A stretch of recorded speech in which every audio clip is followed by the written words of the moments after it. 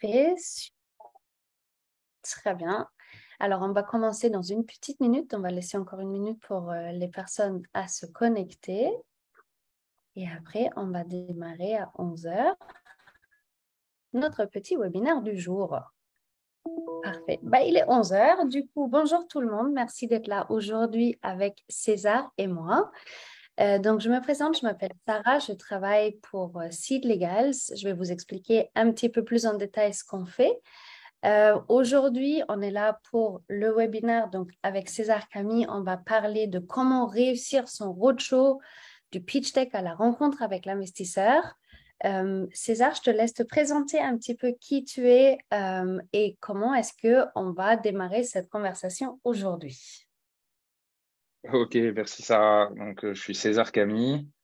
Je suis entrepreneur dans la tech depuis 20 ans maintenant, parce que j'ai créé ma première société en 2002.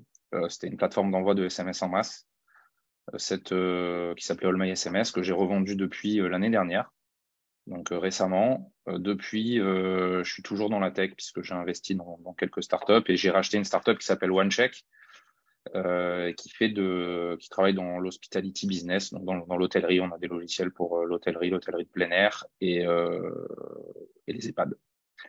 À côté de ça, je suis coprésident de la French Tech Côte d'Azur. Donc, qu'est-ce que la French Tech Côte d'Azur? La French Tech Côte d'Azur, on est une des 13 capitales French Tech en France. Et le boulot de la French Tech Côte d'Azur, c'est d'appliquer les programmes nationaux sur le territoire du 06.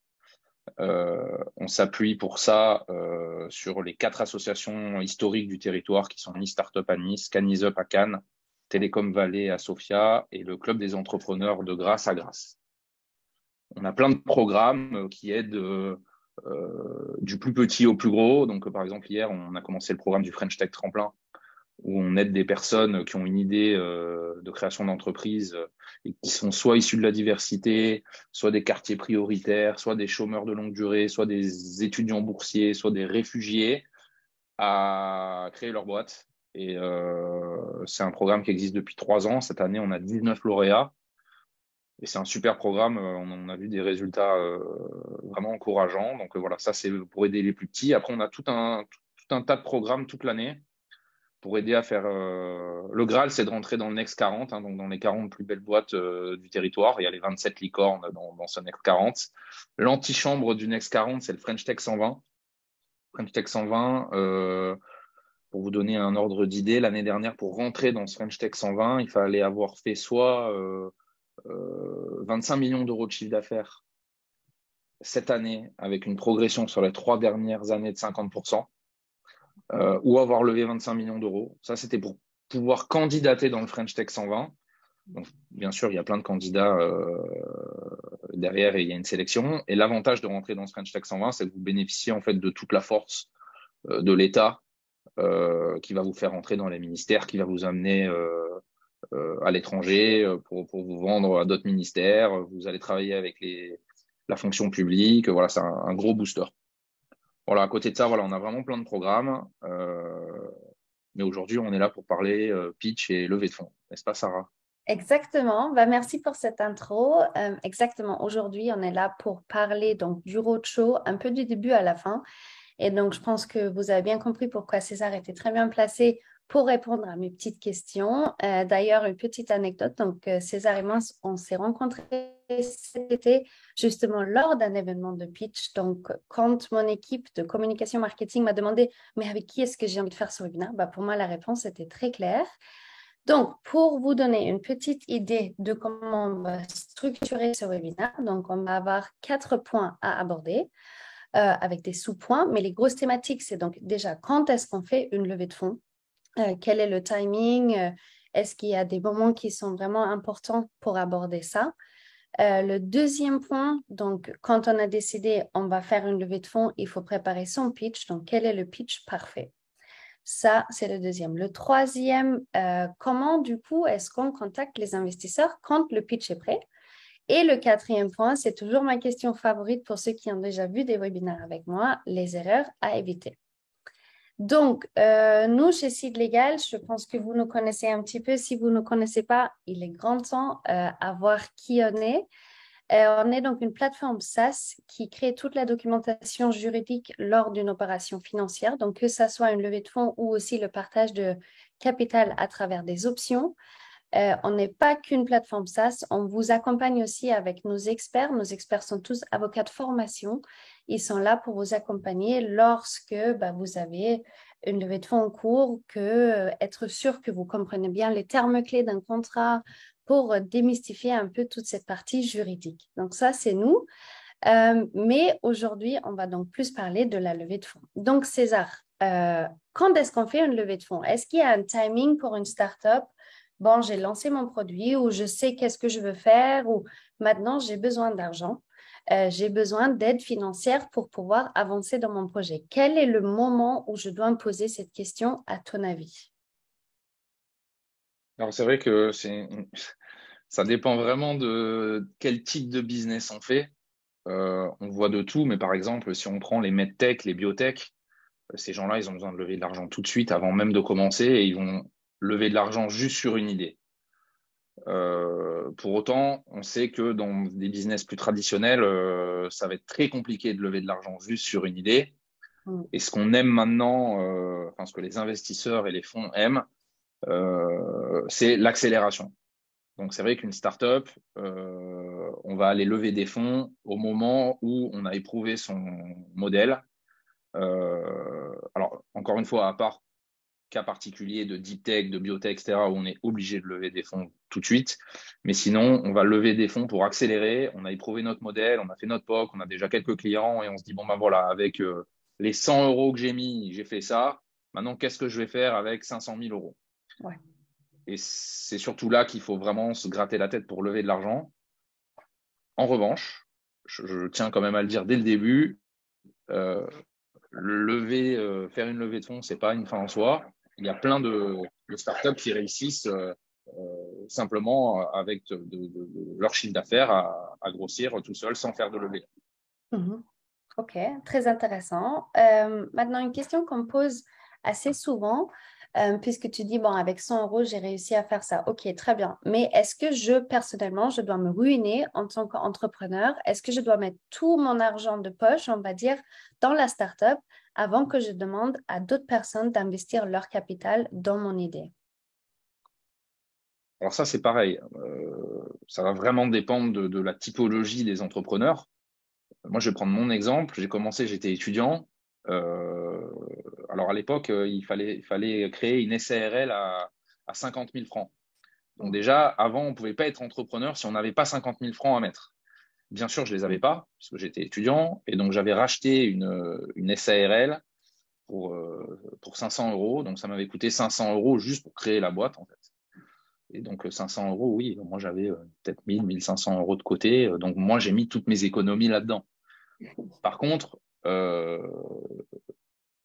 c'est risqué, bien sûr, si demain, vous êtes salarié d'une boîte, vous êtes intrapreneur, et puis vous avez un projet et vous décidez de démissionner et de créer votre entreprise, et que vous avez, admettons, 50 000 euros de côté, non, je ne pense pas qu'il se soit sage de mettre ces 50 000 euros all-in sur un projet. Par contre, c'est encourageant, toujours encourageant pour un investisseur de voir que le créateur d'entreprise a quand même mis des billes et s'est quand même mis en danger, est sorti de sa zone de confort pour créer sa boîte, parce que si on ne croit pas soi-même, on ne fait pas la preuve croit soi-même en son projet, on convaincra personne.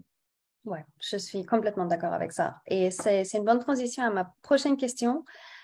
Du coup, justement, je crois à mon projet. Donc, est-ce que je quitte peut-être mon job à côté, donc mon CDI à côté, et je consacre tout mon temps à ma startup? Ou est-ce que je garde cette bulle de sécurité quand même, de garder mon job et je fais ça le dimanche, le soir? Quelle est ton opinion là-dessus? Alors, si on va lever des fonds, ce qui est clair, c'est qu'on ne peut pas faire d'autre chose à côté. Mhm.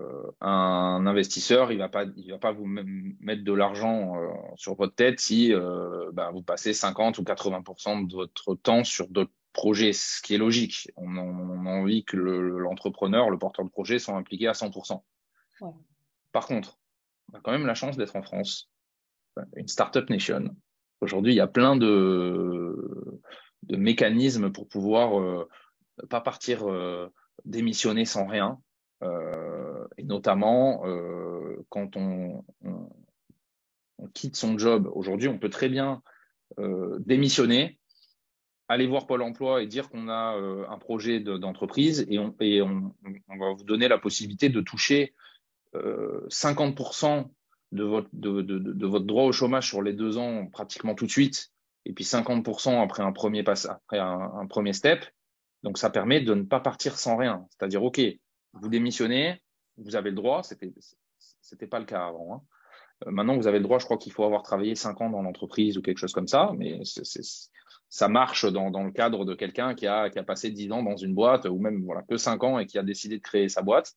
On va vous donner voilà, pratiquement 50% de vos droits au chômage tout de suite pour que vous puissiez créer votre boîte, donc vous ne partez pas sans rien. Ouais. Ça, c'est quand même un atout considérable.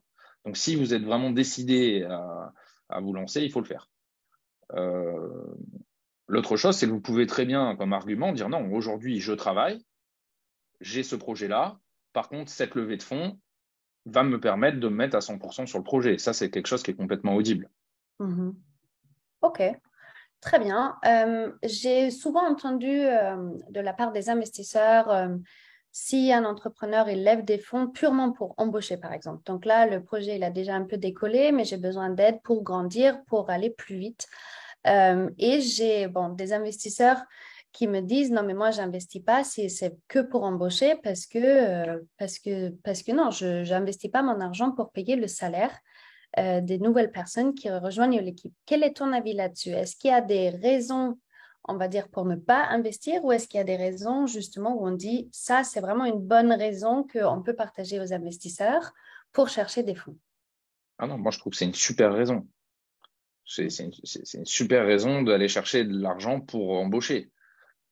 Si on a éprouvé son modèle avec, on va dire, alors encore plus quand c'est pour de l'accélération. Donc, si par exemple, j'ai 2 commerciaux et qu'avec 2 commerciaux, j'arrive à faire 100 000 et que je leur dis, ben voilà, si j'en ai 2 de plus, je vais faire 200 000, c'est dommage de ne pas investir. On est purement sur de la croissance et de l'accélération. Pour un investisseur, j'ai envie de dire que c'est limite les meilleures raisons d'investir. Ok, très bien. Parfait. Donc ça, c'était un peu le premier point. Donc, quand est-ce qu'on fait le levée de fonds? Ce que je ne vous ai pas dit, c'est que vous pouvez poser vos questions dans le Q&A ou même dans le chat sur Zoom. On ne va pas les faire au fur et à mesure. On va tous les faire à la fin pour ne pas justement couper la conversation. Mais n'hésitez pas à poser vos questions que vous pouvez avoir à César ou à moi et on va les revoir à la fin. Alors, le deuxième point, donc, OK, on a décidé maintenant, on va lever des fonds. Donc, il faut préparer un pitch, c'est sûr. Il va falloir pitcher pour avoir des fonds. Donc, le pitch parfait. On va commencer par le must-have d'un pitch parce que ça, c'est quelque chose que tu fais. Tu aides les entreprises à se préparer. Quelles sont les choses qu'il faut absolument avoir dans un pitch, à ton avis? Bon, alors, avant le pitch, il faut faire un business plan. Mhm. À la fin de ce business plan, on fait ce qu'on appelle un executive summary, c'est-à-dire un petit document qui résume son business plan, parce que quand on envoie un business plan à un business angel ou à un fonds ou même à un entrepreneur ou à quelqu'un qu'on connaît pour faire de la love money, hein, parce qu'on n'en a pas encore parlé, mais le début de l'investissement, de la levée de fonds, c'est peut-être d'aller chercher des gens qu'on connaît et qui nous connaissent et qui ont confiance en nous, et donc les gens qui sont autour de nous. Pour autant, ces gens-là, il faut quand même les pitcher et leur expliquer ce qu'on fait.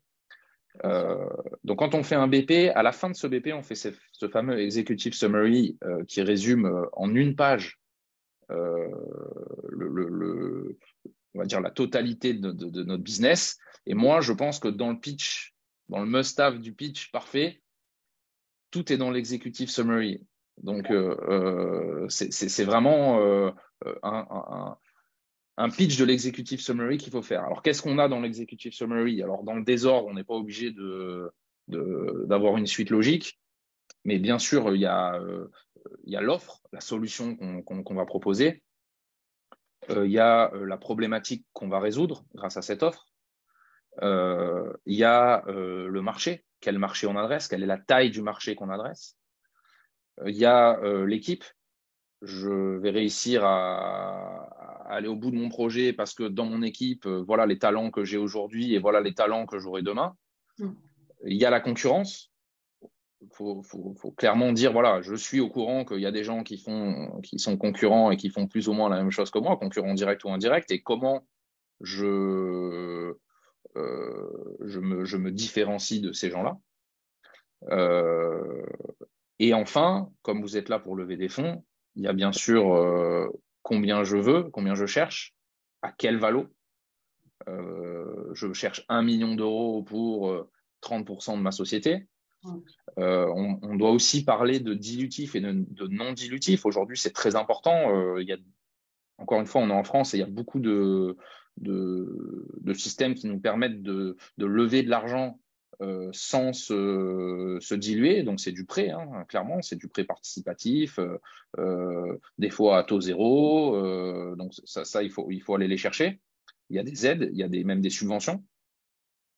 Euh, et enfin, donc voilà, le montant, la valo, et qu'est-ce que je vais faire de cet argent? Aujourd'hui, je viens vous demander X, et qu'est-ce que je vais en faire de cet argent?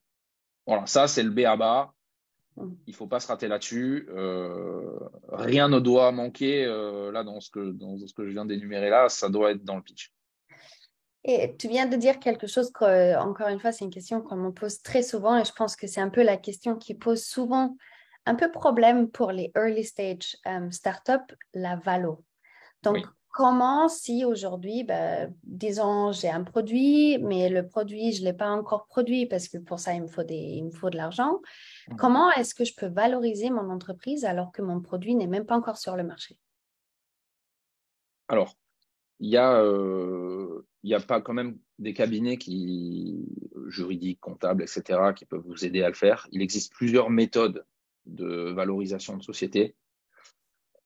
En dehors de ça, alors surtout quand on est en seed, hein, on peut s'appuyer aussi sur ce qu'ont levé les concurrents par rapport à l'état du marché et l'état d'avancement par rapport à vous. Il y a aussi ce que vous avez mis vous. Est-ce que vous avez mis de l'argent? Euh, il faut qu'il y ait une certaine logique. Si vous avez mis 100 000 euros, la boîte ne peut pas avoir 200 000, plus votre travail, plus votre énergie, plus des clients, plus de l'idée, la boîte ne peut pas coûter 200 000 euros. La valorisation de la boîte ne peut pas coûter 200 000 euros. Donc il y a l'argent qui a déjà été injecté, le temps qui a déjà été injecté, le chiffre d'affaires. Même si on est en seed, on peut quand même avoir fait du chiffre d'affaires. D'ailleurs, c'est mieux. La taille du marché. Et bien sûr, le business plan. C'est-à-dire, si vous dites, voilà, moi aujourd'hui, dans les 3 ans, je vais arriver à tel chiffre d'affaires.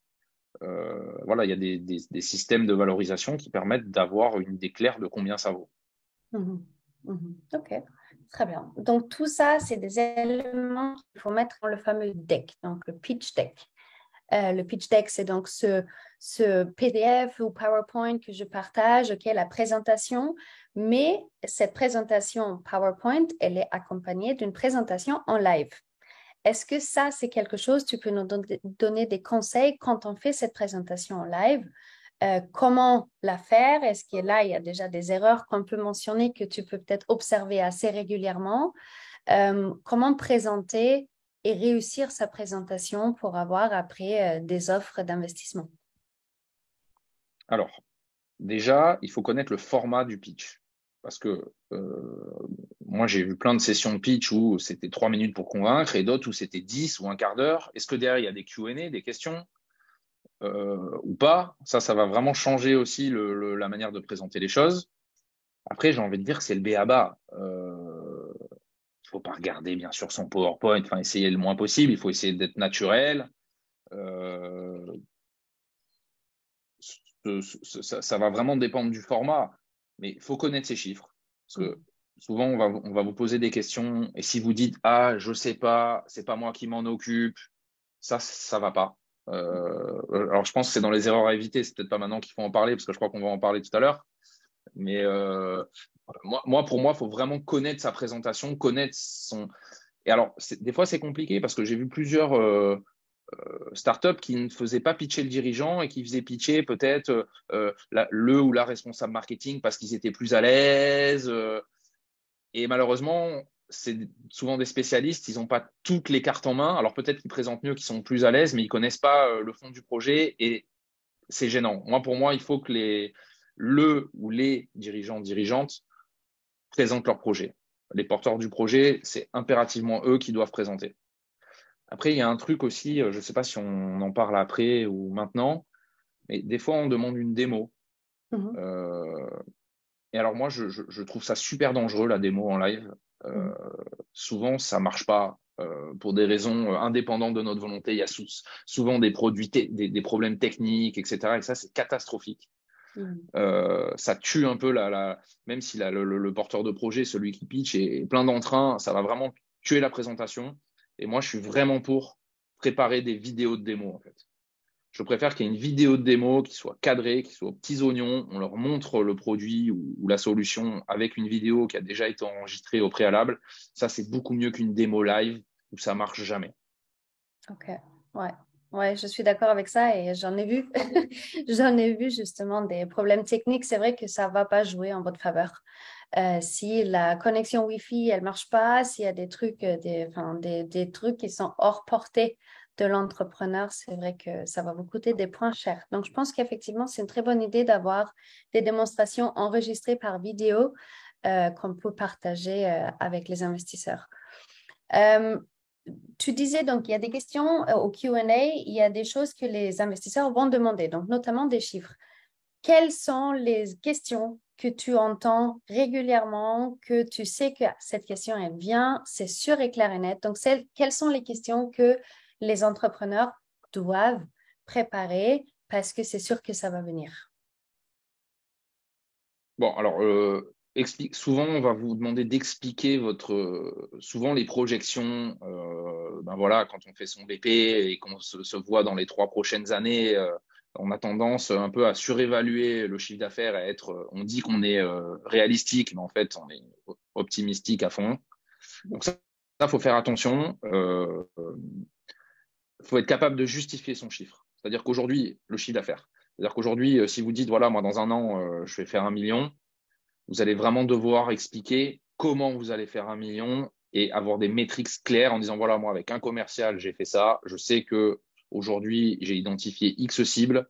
Donc, si je multiplie les commerciaux, je vais y arriver parce que c'est déjà des chiffres que j'ai faits. Et donc, en les multipliant, forcément, je vais arriver à ce chiffre-là. Ça, c'est des questions qui arrivent tout le temps. Il y a aussi la question du point d'équilibre.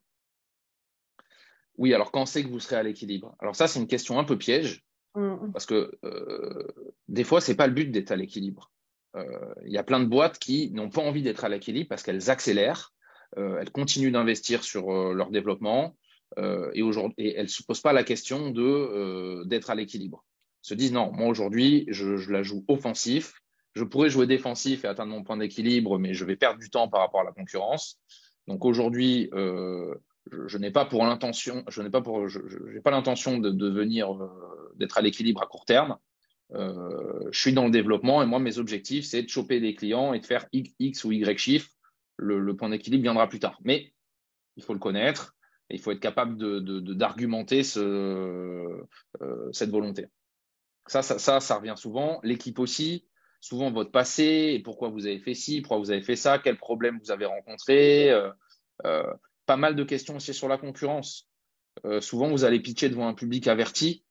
Il suffit que vous pitchiez devant 15 business angels. Sur les 15, il y en a 3 qui vont connaître votre marché et qui vont connaître vos concurrents. Et alors ça, voilà, c'est risqué. Il ne faut pas raconter de bêtises.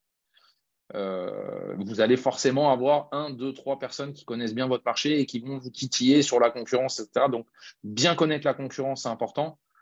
Parce que si demain, on vous questionne sur tel ou tel concurrent direct et que vous ne le connaissez pas, bah là, c'est fini, quoi. mm, mm. Ok, je me souviens, on avait justement à l'événement où on s'est rencontrés cet été, il y avait le cas une fois où un entrepreneur de la tech, euh, on lui posait la question pour la technologie derrière sa tech. Il n'était pas Mhm. tout à fait prêt à tout dévoiler. Est-ce que c'est son droit de dire, mais non, je ne veux pas partager ça avec vous, ou est-ce que c'est un avantage s'il dévoile tout? Quelle est ton opinion là-dessus?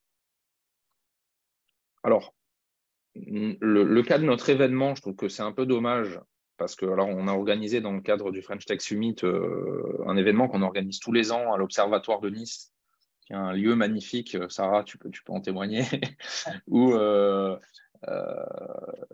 on fait pitcher donc une dizaine de startups devant 15 business angels et 5 fonds.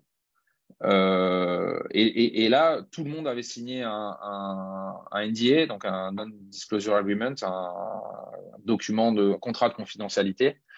Euh, En général, ça suffit à pas dévoiler des choses incroyables. Maintenant, on ne demande pas à rentrer dans le cœur de la techno, du brevet. Moi, je pense que si on n'est pas prêt à parler de sa solution, c'est qu'on a peur de se la faire piquer, c'est qu'on n'est pas mûr en fait. Ouais. Sans dévoiler des secrets incroyables. De toute façon, en 5 minutes de Q&A, on n'a pas le temps de dévoiler on va pas montrer des documents et des formules mathématiques Je trouve ça un peu dommage de se cacher derrière le fait ah bah non, ça je peux pas en parler. Pour moi, c'est une fausse excuse. Ok, très bien. Très bien. Donc, les investisseurs. Donc, le pitch maintenant, il est prêt, je suis à l'aise, j'ai tous les éléments qu'il me faut pour aller chercher les fonds. Maintenant, comment est-ce que je les trouve, ces investisseurs? Qui sont les investisseurs? On connaît peut-être tous un peu les business angels, les fonds, tu as mentionné la love money. Quelles sont les portes auxquelles je peux frapper? Alors, je pense que la première porte sur laquelle il faut frapper, alors moi, encore une fois, je vais donner l'exemple là ici dans le 06, mais je suis persuadé que c'est un peu partout pareil. Nous, on a des associations de start-upers un peu partout dans le 06, donc je citais les 4 tout à l'heure. D'abord, il faut aller voir ces gens-là. Parce que ces gens-là, alors par exemple, je prends l'exemple de Ni Startup, puisque c'est l'association dont je suis issu à la base. C'est 95 startups. Dans ces 95 startups, il y en a plein qui ont déjà pitché, il y en a plein qui sont allés voir des investisseurs, il y en a plein qui sont allés voir des institutionnels. On a la bourse French Tech, on a la BPI, on a le club Entreprendre, on a le club des femmes dirigeantes, par exemple, qui peuvent elles aussi aider au départ. Selon les régions où on se trouve, on a plein d'aides. Il y a les CCI aussi, bien sûr, hein, les chambres de commerce qui sont bien au fait aujourd'hui de ce qui se fait sur le territoire. Mais pour moi, en premier, il faut aller voir les associations et bien sûr les French Tech locales, puisque nous, French Tech, on a le relationnel avec tous les cercles, les clubs de business angel, les différents fonds d'investissement qui sont en local. On fait de l'événementiel au national. Donc aujourd'hui, il y a 13 capitales French Tech, mais il y a plus de 110 communautés French Tech à travers le monde. Ça va être, je dis n'importe quoi, hein, parce que je ne sais pas si ça existe, mais il va y avoir French Tech Tourcoing, et il va aussi y avoir French Tech San Francisco. Donc ça, c'est des communautés French Tech. Il y a donc les 13 capitales French Tech qui sont vraiment très structurées puisqu'elles ont tous un lieu de vie qui s'appelle le Totem. Donc là, c'est ouvert aux entrepreneurs, donc vous pouvez tout à fait vous y rendre et demander de l'aide. Pour moi, si je devais recommencer demain, je commencerai par là. Pour moi, c'est naturel de me tourner vers ces associations qui sont à but non lucratif en plus et qui sont là pour aider à créer de la valeur sur le territoire, de l'emploi, des créateurs d'entreprises. Pour moi, c'est le plus simple et c'est vraiment le point d'entrée qui, derrière, peut vous faire euh, vraiment découler sur tout un tas de levées de fonds. Alors, j'ai envie de vous donner un petit exemple. Nous, on a dans le 06, on a LiveMed. LiveMed, c'est une boîte qui fait de la livraison de médicaments à domicile. On dit que c'est un peu le nouveau Uber du médicament. Ces gens-là, ils travaillaient dans leur coin. Ils avaient déjà fait pas mal de trucs. Ils avaient déjà leur appli qui marchait et tout. Ils sont venus chez Ni Startup. Ils ont rencontré les autres chefs d'entreprise. Via Ni Startup, ils ont rencontré la French Tech. Ils sont venus pitcher à l'Observatoire. Ils ont commencé à trouver leurs premiers investisseurs à l'Observatoire. Et même un des business angels aujourd'hui travaille dans l'entreprise en tant que CEO. Donc, ils ont trouvé des talents. Quelqu'un qui a investi et qui est venu les aider. À côté de ça, ils ont participé à un appel à projet de la French Tech, qui est le French Tech Rise, qui est la Coupe de France des startups. Ils ont été dans les 5 nominés sur le 06, donc ils ont pu monter à Paris, rencontrer tout un tas de business angels et d'investisseurs parisiens. Ils ont gagné un des 4 titres du French Tech Rise. Donc, ils ont remporté la Coupe de France des startups et grâce à ça, ils ont énormément de médiatisation. Ils ont pu rencontrer énormément d'autres fonds et BA et ils ont levé tout ce qu'ils voulaient. Donc, ça, pour moi, c'est un peu le cheminement parfait où on connaît personne au début, on commence à rentrer dans les associations et il y a tout qui s'enchaîne. C'est un peu Ouais. Alors, je ne vous dis pas que ça marche comme ça à chaque fois, mais je pense que c'est un bon moyen de rentrer dans l'écosystème et de rencontrer tous ces cercles de BA et de fonds qui viennent à de l'événementiel. Il faut faire de l'événementiel. Clairement, il faut aller à des événements et commencer à rencontrer les gens. C'est obligatoire. Après, il existe plein de plateformes de crowdfunding, etc., qui peuvent être aussi un moyen de lever des fonds. Hein. Quel est du coup pour, disons, je suis entrepreneur et OK, j'ai commencé à justement être présente, j'ai commencé à faire mon networking. Maintenant, j'ai le choix entre comment est-ce que j'ai, on va dire, tout ce qui est non dilutif, j'ai déjà fait un peu le tour. Maintenant, j'arrive au stade de vraiment chercher des fonds dilutifs, donc crowdfunding, BA, VC. Comment est-ce que je fais mon choix? Par où je commence? Quelle est ma priorité pour faire le choix de où j'utilise mon temps? Parce que c'est bien sûr, on n'a tous que 24 heures dans la journée, donc il faut commencer quelque part. Alors, comme je le disais au début, je pense que hors biotech et deep tech, on fait de l'acide. Et je pense que les premiers à aller voir, c'est les BA. Il n'y a pas de fonds, à part voilà, dans la biotech, parce que vous êtes un docteur reconnu qui vont investir sur vous. Et moi, je pense que les premiers pour faire du seed, de ce qu'on appelle voilà, de l'amorçage, hein, c'est les BA. Donc, il faut aller trouver les BA qui sont autour de nous, dans notre région, ou pas d'ailleurs, mais il faut essayer d'en rencontrer un maximum. Peut-être, si on se prend un gros râteau dès le début, essayer de revoir son pitch, son deck, son business model. Il y a Ouais. plein de structures d'accompagnement aussi hein, qui vous aident à, à structurer votre business plan et votre deck et votre business model. Et je pense qu'il faut essayer de passer par ces gens-là quand c'est possible. Tout ce qui est accélérateur, incubateur, ce serait dommage de s'en passer quand ils sont là et qu'ils sont prêts à vous aider. OK. Est-ce que tu peux rentrer un peu dans les détails? Qu'est-ce qu'un accélérateur et un incubateur? Quelle est la différence? Ils sont là pour faire quoi, en fait? Alors, c'est une question piège parce que c'est pareil, il existe plein d'accélérateurs et d'incubateurs. Euh, un accélérateur, lui, il va vous prendre quand voilà, votre business est déjà structuré, etc. Et puis il va surtout vous accompagner à accélérer, donc à aller augmenter votre chiffre d'affaires, à aller chercher plus de clients, à aller chercher, à peut-être partir au national, voire à l'international. Un incubateur, lui, il peut vous prendre dès le début Mhm. ou pas hein, d'ailleurs. Hein. Il peut vous prendre aussi quand vous êtes plus mature, mais il peut vous prendre dès le début. Il va vraiment vous accompagner à vous structurer et voilà, à créer votre business plan, à pivoter de business model. Et il existe tout un tas d'incubateurs qui vont soit adresser tout le monde, soit adresser qu'une verticale particulière. On a des incubateurs à impact. Nous, par exemple, à la French Tech Côte d'Azur, on a deux incubateurs. On a l'incubateur tremplin, donc où on va vous aider vraiment au tout début. Et ensuite, on a l'incubateur ASUP, qui est en partenariat avec Veolia, Intermade et la French Tech, et qui va s'occuper que des boîtes à impact. C'est-à-dire que si vous n'êtes pas à impact, ce n'est pas le bon incubateur, ce n'est pas cet incubateur-là qu'il faut aller voir. Donc, il faut se renseigner parce que selon la verticale que vous adressez, il y a des incubateurs qui sont spécialisés et qui en plus vont pouvoir vous mettre en relation avec l'écosystème qui vous touche. Donc ça, c'est intéressant. Et c'est peut-être même quelque chose, si je suis avec un incubateur ou un accélérateur, ça peut être avantageux pour moi lors d'un pitch parce que du coup, les BA, par exemple, ils vont savoir que bah, les choses sont faites dans l'ordre, c'est quelque chose qui est un peu organisé, peut-être comparé à un entrepreneur qui fait tout par lui-même avec des vidéos YouTube. Ok, enfin, j'ai rien contre les vidéos YouTube, mais c'est vrai que parfois, d'avoir quelqu'un qui revoit un peu tout ce qu'on a préparé, ça peut être rassurant pour un investisseur, non? Oui, bah, bien sûr. C'est sûr que plus on a de matériaux et de choses à montrer et que c'est structuré en plus, c'est rassurant. Ouais, Ça, ouais. c'est sûr et certain. Après, si c'est mal fait, il vaut mieux en montrer le moins possible et puis arriver avec beaucoup de, de, de simplicité et dire, voilà, moi je commence, j'ai mon idée, je connais mon business, je sais où je veux aller. Par contre, j'ai besoin d'aide pour écrire tout ça.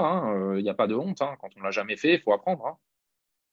Ouais, je pense que ça, c'est très important. Justement, il n'y a pas de honte à demander à ce que ça soit revu par quelqu'un qui a l'habitude d'en faire des centaines et des centaines. Vaut mieux que ça soit bien fait, bien préparé, au lieu de préparer quelque chose qui, au final, va peut-être vous coûter des points au lieu d'en ajouter.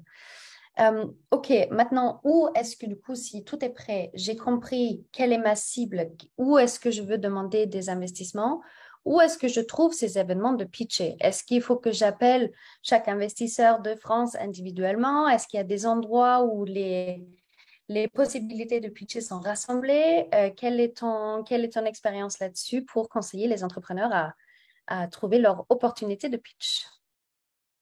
Alors, encore une fois, alors soit on est allé à un événement grâce à une assoce locale ou un incubateur ou une CCI qui en organise. Je pense qu'il y a des événements comme ça tout le temps. Il y a des clubs de BA aussi qui organisent des sessions et il suffit de taper club de Business Angel dans Google pour tomber sur un club local et voir quelle est la prochaine session et de prendre attache avec eux. Euh, Mince, je voulais dire autre chose que j'ai oublié. euh, où trouver les levées de fonds, etc. Ouais. Voilà, je pense que soit c'est les associations, soit c'est les BA. Et ensuite, ce que je voulais dire, c'est qu'à partir du moment où il y a un BA qui est intéressé, lui-même, très souvent, a un carnet d'adresses d'autres BA Ouais. et qui s'intéresse. Alors, il y a Xavier qui a posé une question. Je sais Ouais. qu'on est censé y répondre, mais je pense que c'est peut-être aussi le moment d'y répondre parce que je trouve Oui, que bien sûr. ça tient la route. Coucou Xavier, merci pour ta question. Euh, Effectivement, si on a la chance de tomber sur un BA qui a une verticale de son métier, lui, il va vous en présenter d'autres qui s'intéressent à la même verticale. Et pourquoi je vous parle de ça? Parce que tous les BA et tous les fonds, souvent, ils ont une thèse d'investissement. Et ça, c'est bien de la connaître avant. Euh, alors, notamment les fonds d'investissement et notamment les fonds institutionnels, des fois, ils investissent que sur des boîtes, je vous dis n'importe quoi, mais qui sont dans le tourisme, qui font à minima 500 000 euros de chiffre d'affaires, qui cherchent à minima 2 millions d'euros, enfin, qui s'intéressent aux boîtes qui vont lever à minima 2 millions d'euros. Et donc, effectivement, ça ne sert à rien d'aller pitcher des BA ou des fonds euh, si vous ne rentrez pas dans leur thèse d'investissement. Alors, Mm. souvent, les BA, ils n'ont pas forcément des thèses d'investissement. Par contre, on dit que il y a souvent des investisseurs métiers, c'est-à-dire voilà quelqu'un qui a réussi dans l'hôtellerie, qui connaît parfaitement l'hôtellerie, et qui derrière va gagner de l'argent parce qu'il aura vendu ses 5 hôtels, il s'intéresse à la tech, il devient BA, il a envie d'investir. Bah lui, il a un attachement tout particulier au tourisme parce que c'est un métier qu'il connaît et en plus, il va avoir une valeur ajoutée, il va être capable de vous aider parce qu'il connaît le marché, il connaît des gens, il se dit bah moi ouais, si je rentre et que je mets mon argent, en plus je vais pouvoir accélérer cette boîte là parce que je connais des patrons d'hôtels, je connais des logiciels dans l'hôtellerie, je connais les best practices et je vais pouvoir les aider. Et ça, c'est important aussi d'essayer, quand c'est possible, de choisir un peu ses BA et de dire, ben ouais, si vous avez le luxe de pouvoir choisir vos BA parce qu'il y en a plein qui veulent venir, prenez que ceux qui peuvent vous apporter quelque chose. Donc oui, il y a des BA qui, qui n'adressent que certaines verticales. En tout cas, ils ont tous une thèse d'investissement, c'est-à-dire souvent un montant, une verticale, une maturité de l'entreprise. Et il faut essayer d'en savoir un maximum pour savoir si on rentre ou pas dans cette thèse d'investissement. Sinon, ça ne sert à rien de perdre son temps. C'est une excellente transition à ma prochaine question. Et c'est une question qui m'intéresse personnellement parce que je n'ai pas de réponse vraiment pour cette question. En fait, on me la pose souvent. Admettons maintenant, j'ai trouvé mon investisseur, j'ai trouvé mon BA qui veut investir, mais au final, d'après ma compréhension, un BA, c'est non seulement une aide financière, mais c'est aussi une personne qui normalement devrait peut-être m'apporter de l'expérience, peut-être un peu de network, donc un peu cette idée de smart money. Euh, mais OK, donc j'ai la personne qui veut investir, mais en fait, je ne me sens pas à l'aise avec cette personne. Je sens que ce n'est pas le bon investisseur pour moi parce qu'il n'a pas le réseau, il n'a pas l'expérience, il a, entre guillemets, seulement l'argent. Est-ce que en tant qu'entrepreneur, j'ai le droit de dire non? Vous avez tout à fait le droit de dire non, et il faut dire non.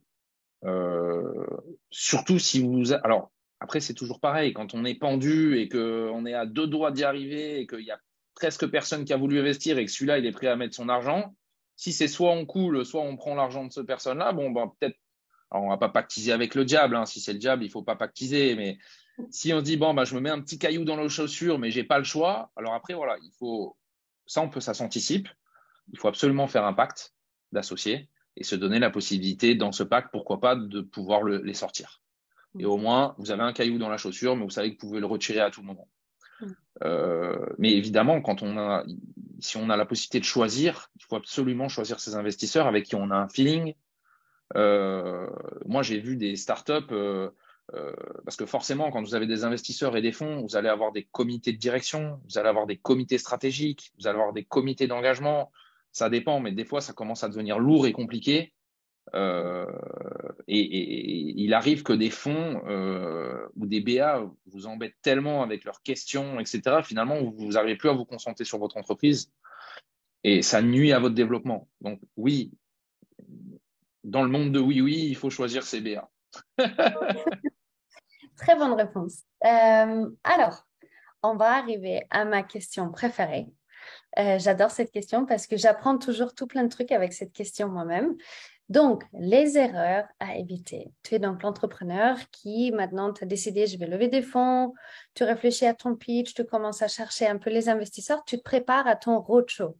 Quelles sont les erreurs à éviter, que ce soit lors du pitch, que ce soit lors de la préparation, peu importe toutes les erreurs que tu peux partager lors de ce webinaire avec nos entrepreneurs pour qu'eux, ils ne fassent pas les mêmes erreurs, c'est le moment de les partager. Ok, alors bon, déjà la fameuse démo dont on parlait tout à l'heure, ça pour moi c'est à bannir. Si vous faites une démo, il faut faire une vidéo. Vous prenez trop de risques à faire une démo en live. Hmm. Ça, c'est la première chose. Euh, la deuxième chose, c'est ne pas être bien préparé et notamment venir lever des fonds et ne pas avoir de valo. Hmm. Ça, moi, ça me rend fou. C'est Hmm. comme un concessionnaire auto. Vous allez il vient vous voir avec 10 voitures, il vous fait le pitch, et puis quand vous lui demandez combien ça coûte, il dit je sais pas, faut qu'on en discute. Ça Hmm. rend fou, ça. Ça, c'est interdit. Si vous n'avez pas de valo en tête, vous n'allez pas pitcher. Clairement, c'est que vous n'êtes pas prêt. Si vous n'avez pas de vision euh, à moyen long terme, vous n'allez pas pitcher.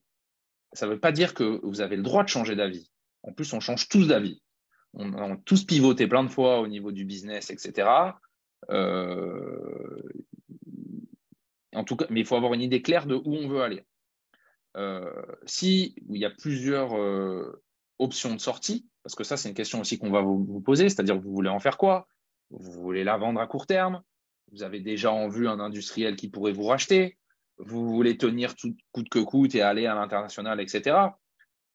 Soit vous répondez avec franchise, je ne sais pas, je veux aller au bout de mon aventure et quand les opportunités se présenteront, ben, on les étudiera. Soit, si vous avez déjà fait votre choix, ben, faut être bien clair de pourquoi vous allez le faire. Moi, clairement, si aujourd'hui on me pose la question et qu'on me dit, voilà, qu'est-ce que tu veux faire de ton entreprise? euh, euh, Moi, j'ai plus vocation, j'ai pas envie aujourd'hui de prendre une entreprise et de l'amener à l'international. J'ai pas cette envie-là, j'ai plus envie de bouger de Nice. Demain, s'il faut qu'on me dise, bah vas-y, il faut que tu ailles à New York et tout, je le ferai plus. J'ai pu le faire à l'époque, mais maintenant je le ferai plus. Donc je dirais la vérité, je dirais non, moi, voilà, je veux l'amener à X millions d'euros de chiffre d'affaires, et puis derrière, je trouverai quelqu'un qui va l'amener plus loin. Et je l'ai déjà identifié, voilà quelles sont les sorties possibles. Je pense qu'il faut avoir ces options de sortie parce qu'un un investisseur, il va vouloir avoir ses envies de sortie. Et alors donc, je réponds aussi à Xavier encore, Ouais. les 2 fois, 3 fois plus, c'est pas suffisant. Aujourd'hui, on est sur du capital risque. Euh, il faut espérer minimum une sortie à x4, x5 et laisser la possibilité que ce soit bien supérieur à x2, x3, x2, x3. C'est pas assez. Ça reste du capital risque, hein, investir dans des startups.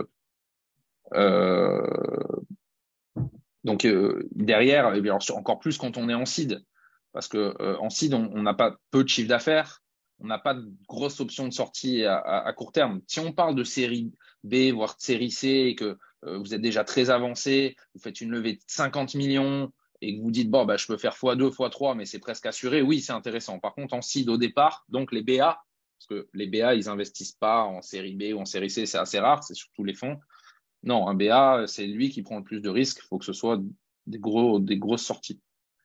Euh, Revenir à ta question, Sarah, les erreurs à éviter. Les choses Moi, j'ai toujours du mal avec ceux qui présentent un BP.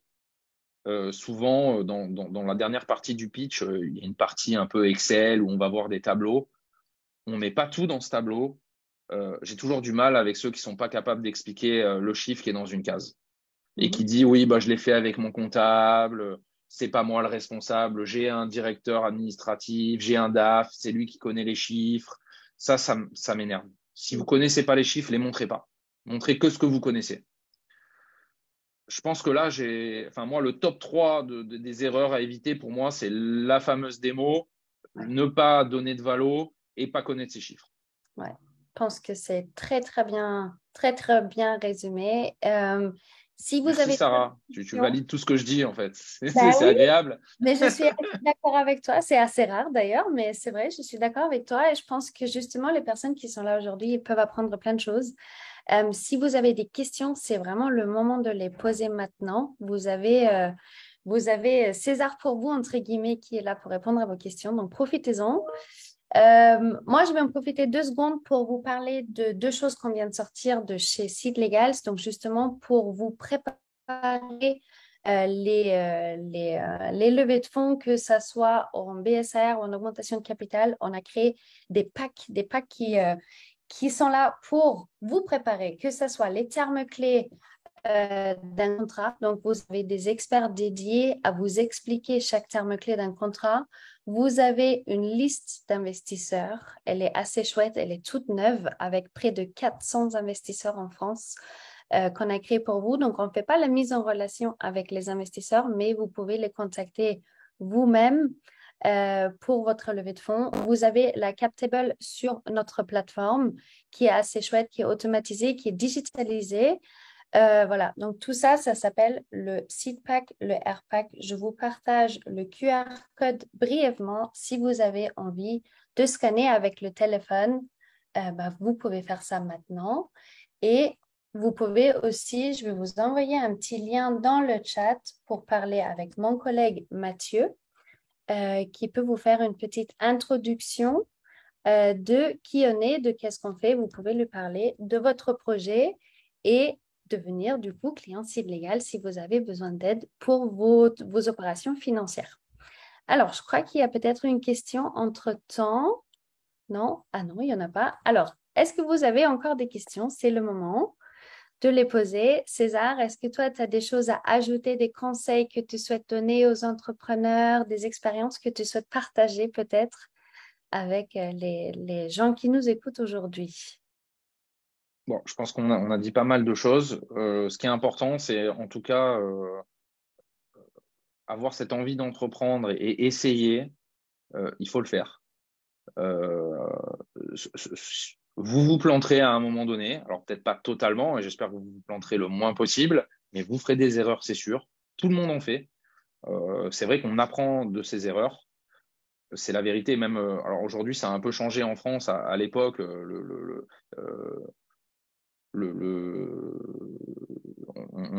on refusait les échecs. Mais aujourd'hui, et depuis longtemps aux États-Unis, d'ailleurs aux États-Unis, certains n'investissent même pas si vous n'avez pas d'abord échoué. Je pense que c'est important faut pas le prendre comme une défaite d'avoir des échecs. Moi, j'en ai eu plein. Je continuerai à en avoir, c'est sûr. Mais c'est pas grave. Le but, c'est d'en faire le moins possible, de savoir pivoter, de pas être têtu. de savoir changer à un moment donné son business model ou changer d'avis ou changer de route. Mais ce qui est sûr, c'est que faut pas écouter les autres. Enfin, en tout cas, faut pas prendre pour argent comptant tout ce que les autres disent. S'ils vous disent non, ça marchera jamais. Alors, c'est sûr, s'ils sont 50 à vous dire ça, oui, posez-vous des questions. Mais par contre, voilà, faut tenir. Il y a des fois des investisseurs, ou d'autres, hein, des partenaires, etc., ils vont vous massacrer. Ils seront peut-être de mauvaise humeur ce jour-là. C'est des êtres humains comme vous. Euh, faut pas prendre faut pas prendre tout ce qu'on entend par argent comptant lorsqu'on pitch. Faut en faire l'analyse. Si effectivement ça revient souvent, ben voilà, le prendre en considération. Mais en tout cas, faut jamais vous décourager. Alors là, on a Alors, une question qui arrive. Parfait. Donc, on va peut-être commencer par Rudy qui demande quelle proportion, selon votre expérience en seed, entre BSR et action ordinaire. César, est-ce que tu as une opinion ou une connaissance là-dessus?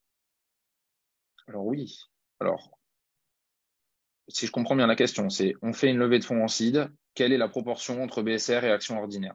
Il n'y a Voilà. pas de proportion. En fait, le BSR, il sert quand vous avez déjà quelques intentions d'investissement et que vous dites, la personne dit, écoute, moi, je trouve ça top, j'ai envie d'investir, c'est quoi la valo? On est au tout début. Ça peut être avec des amis, ça peut être avec voilà, de la love money, ça peut être avec des BA qui vous connaissent, ça peut être avec quelques BA avec qui vous avez discuté avant de vraiment pitcher. Ça peut aussi être des partenaires qui travaillent avec vous et qui disent ouais, ben moi, j'aimerais bien investir. Et aujourd'hui, vous n'avez pas totalement, vous n'êtes pas sûr de la valo. Ça peut être dire écoute, moi, j'ai besoin d'argent. Ce que je te propose, j'ai déjà plein d'intentions d'investissement. Vous me mettez l'argent en BSR, sinon je coule la boîte là dans 2 mois, je ne vais pas tenir. Et dans 6 mois, on aura une valo arrêtée.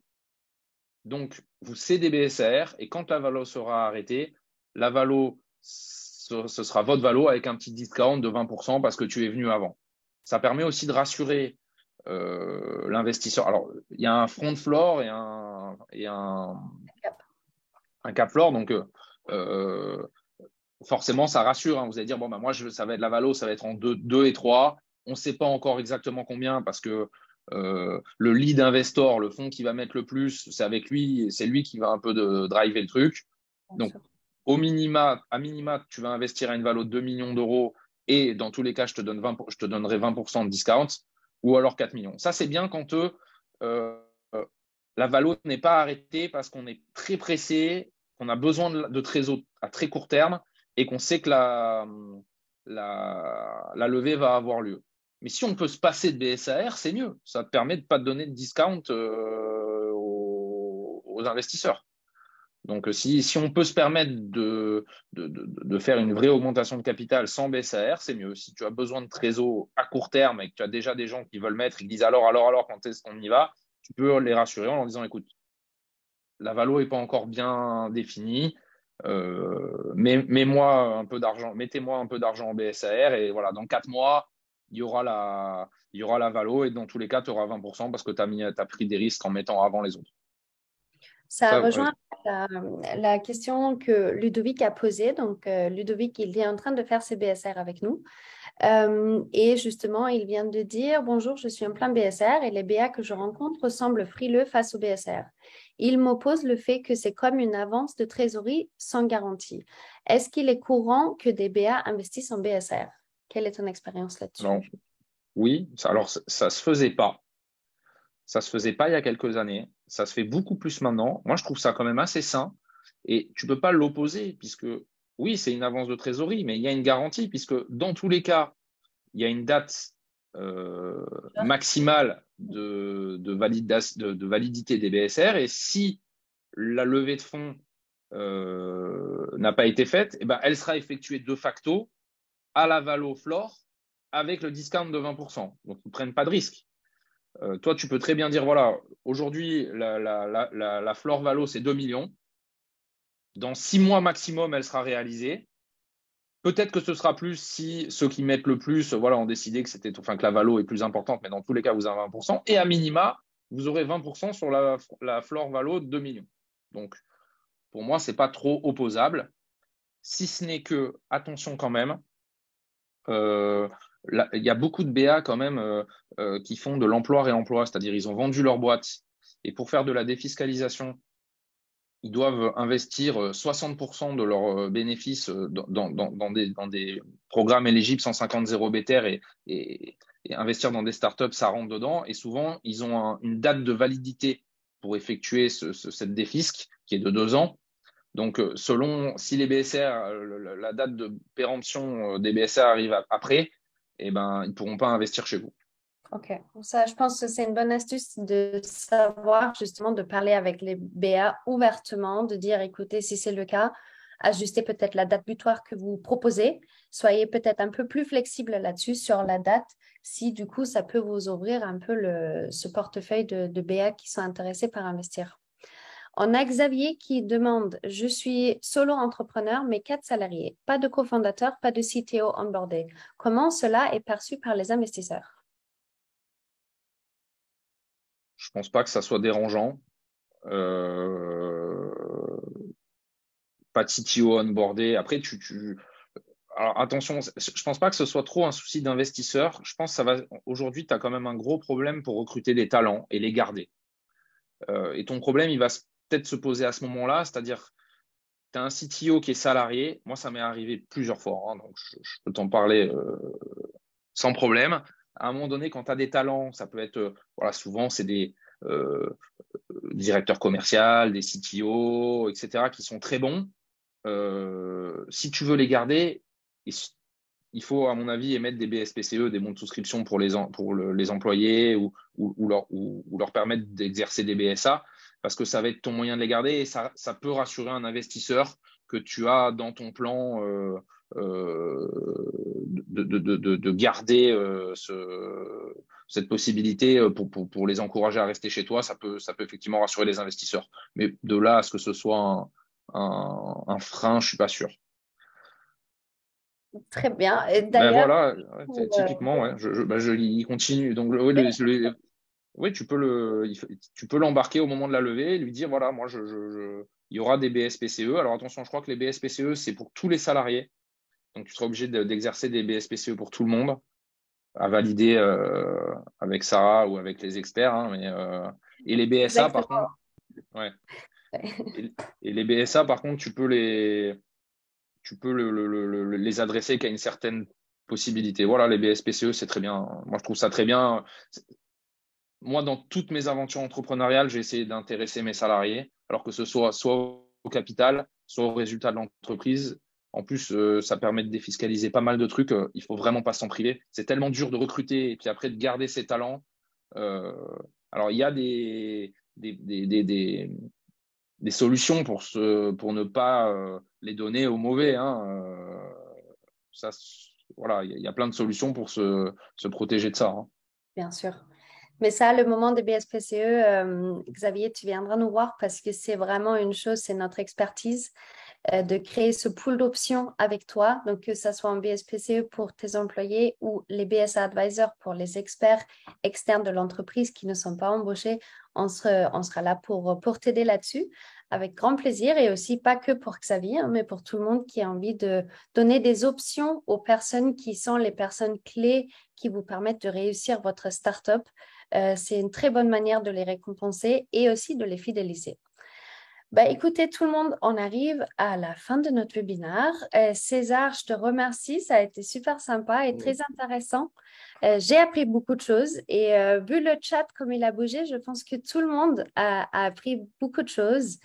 Ce webinaire est enregistré, donc on va le mettre sur notre chaîne YouTube et n'hésitez pas à nous contacter si vous avez des questions, des besoins où on peut vous aider. Et surtout, merci beaucoup, César. Merci. Merci Sarah, c'était sympa d'échanger avec toi et merci à vous d'avoir suivi le webinaire. Bon courage pour votre aventure entrepreneuriale. Battez-vous et tenez hold on, comme on dit. Exactement, très bien dit. Au revoir tout le monde. Au revoir, bonne journée.